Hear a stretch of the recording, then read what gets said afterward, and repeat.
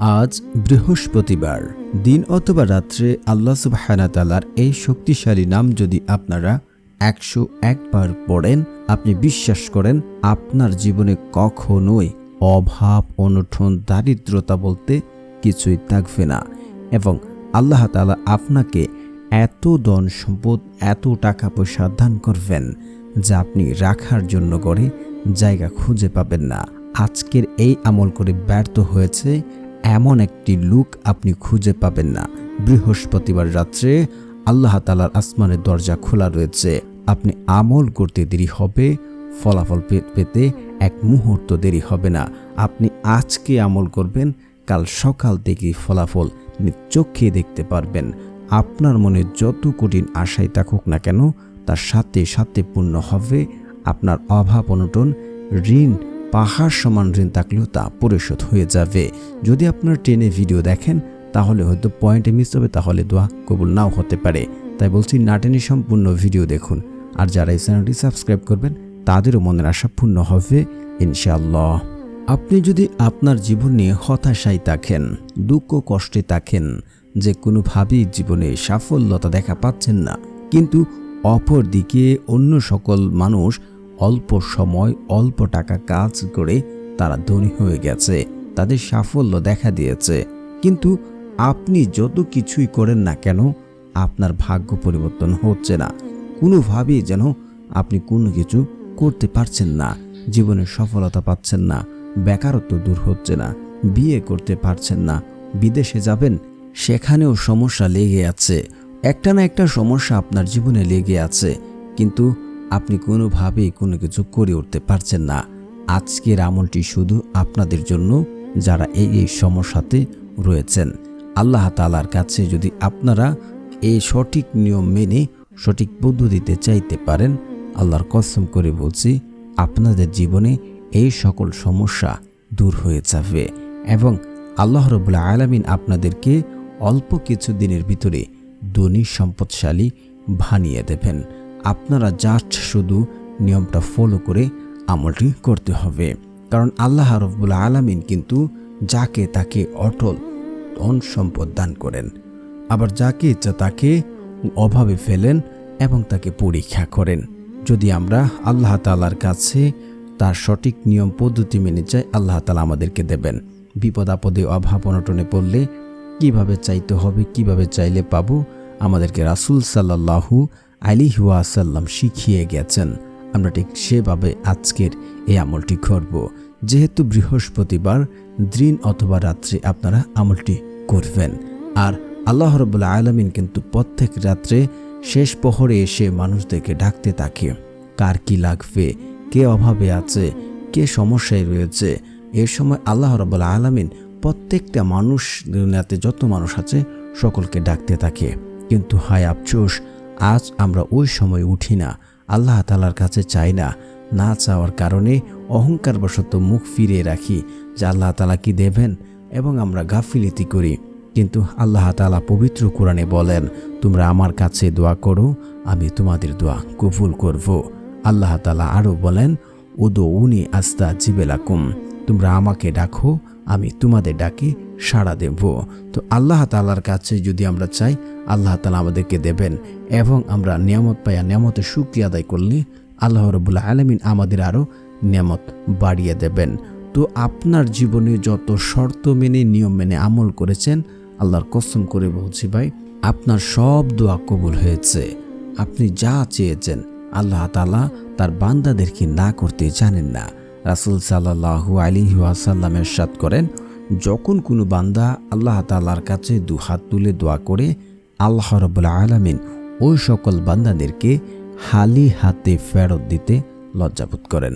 মানে আল্লাহ রাব্বুল আলামিন তার বান্দাদেরকে কখনোই খালি হাতে ফেরত দেন না, যদি আমরা নিয়ম এবং শর্ত মেনে আমল করতে থাকি। নিয়ম কি, শর্ত কি, সেগুলো আগে আমাদেরকে পুঙ্খানুপুঙ্খানুভাবে জানতে হবে, তাহলে আজকের আমল দ্বারা আমরা ফলাফল পাবো। শর্ত হচ্ছে এই 6টি ভুল বা এই 6টি শর্তের কারণে আমাদের অধিকাংশ মানুষের দোয়াই কবুল করা হচ্ছে না, কিন্তু আল্লাহ রাব্বুল আলামিন বসে আছেন, আমরা চাওয়া মাত্রই তা কবুল করে নেন। যদি আমরা ভুল পদ্ধতিতে চাই তাহলে আমাদের দোয়া কবুল হবে না। এক হচ্ছে যে ব্যক্তি পিতামাতার অবাধ্য সন্তান, তার দোয়া আল্লাহ রাব্বুল আলামিন কবুল করেন না। দ্বিতীয়ত হচ্ছে যে ব্যক্তি আমল করছে, পুনরায় পাপ কাজ করছে, ওই ব্যক্তির দোয়াও আল্লাহ তাআলা কবুল করেন না। তৃতীয়ত হচ্ছে যে ব্যক্তি আত্মীয় সম্পর্ক চিহ্নিত করার দোয়া করছে, ওই ব্যক্তির দোয়া আল্লাহ তাআলা কখনোই কবুল করেন না। 4 নম্বর হচ্ছে খুবই ইম্পর্টেন্ট, তা হচ্ছে হারাম খাবার খেয়ে দোয়া করলে ওই দোয়া কবুল করা হবে না। আল্লাহ রাব্বুল আলামিন পবিত্র, তিনি পবিত্রতা পছন্দ করেন। যে ব্যক্তি হারাম খেয়ে দোয়া করলো ওই ব্যক্তির দোয়া আল্লাহ তাআলা কখনোই কবুল করেন না। 5 নম্বর হচ্ছে যে ব্যক্তি 5 ওয়াক্ত নামাজ আদায় করবে না, ওই ব্যক্তির দোয়া আল্লাহ তাআলা কখনোই কবুল করবেন না। যে ব্যক্তি 5 ওয়াক্ত নামাজ আদায় করে, আল্লাহ রাব্বুল আলামিন ওই ব্যক্তির জীবনের সমস্যা, অভাব অনটন, রিজিকের সমস্যা সবকিছু দূর করে দেন। তারপরে হচ্ছে সর্বশেষ যে ব্যক্তি তাড়াহুড়া করে, আমি এখন আমলটা করলাম, কেন ফলাফল পেলাম না। আপনি কিভাবে বুঝবেন যে আপনি ফলাফল পেলেন না? একটি হাদিস এমন আছে যে বান্দার দোয়া ততক্ষণ পর্যন্ত কবুল হয় যতক্ষণ পর্যন্ত বলে যে আমার দোয়া কবুল হলো না। এখন কথা হচ্ছে, তাহলে আপনি কিভাবে বুঝলেন যে আল্লাহ আপনার দোয়া কবুল করলেন না? হয়তো আপনার আমলে কোনো সমস্যা, ঘাটতি রয়েছে, এই শর্তগুলো রয়েছে কিনা দেখুন। তারপর যদি ঠিক তাকে যদি না পান, তাহলে আপনি তাও কিভাবে বুঝবেন আপনার দোয়া কবুল হয়েছে কিনা? কারণ দোয়া কখনো বিফলে যায় না। আপনি দোয়া করলে 3টা থেকে যে কোনো একটা হবে। আল্লাহ আপনার দোয়া 3 ভাবে কবুল করে নেবেন। এক হচ্ছে আপনি যা চাচ্ছেন সরাসরি তা কবুল হয়ে আল্লাহ তাআলা আপনাকে দিয়ে দেবেন, মানে আপনি টাকা পয়সা, ধন সম্পদ যা চাচ্ছেন সব কিছু আল্লাহ তাআলা আপনাকে দিয়ে দেবেন সাথে সাথে। নয়তোবা সেটা আপনার জীবনে বড় কোনো সমস্যা হতো, আপনি অ্যাক্সিডেন্ট হতেন, বা আপনি যে চাচ্ছেন টাকা পয়সা, ধন সম্পদ, তার যে বড় কোনো বিপদে পড়তেন, ওই দোয়ার ওসিলাতে আল্লাহ তাআলা ওই সকল সমস্যা দূর করে দেন। 3 নম্বর হচ্ছে আপনার জন্য সেটা আখিরাতের জন্য আল্লাহ তাআলা রেখে দিয়েছেন। হয়তো ওই সময় আমাদের যখন কেউ কারো কাজে আসবে না, তখন এই দোয়া আমাদের জন্য কাজে আসবে। তো দোয়া কখনোই বিফলে যায় না, কখনোই না। এখন কথা হচ্ছে, তাহলে আজকের এই আমলটি কিভাবে করব?